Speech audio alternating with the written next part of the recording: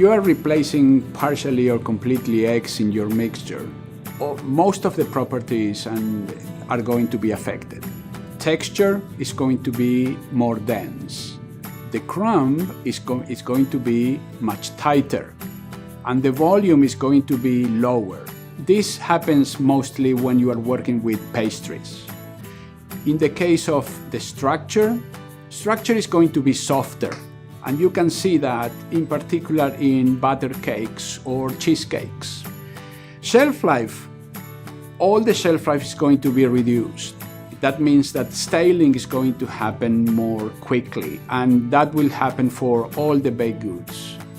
Overall quality, this is going to be defined by comparing with your original product, but definitely is going to be affected.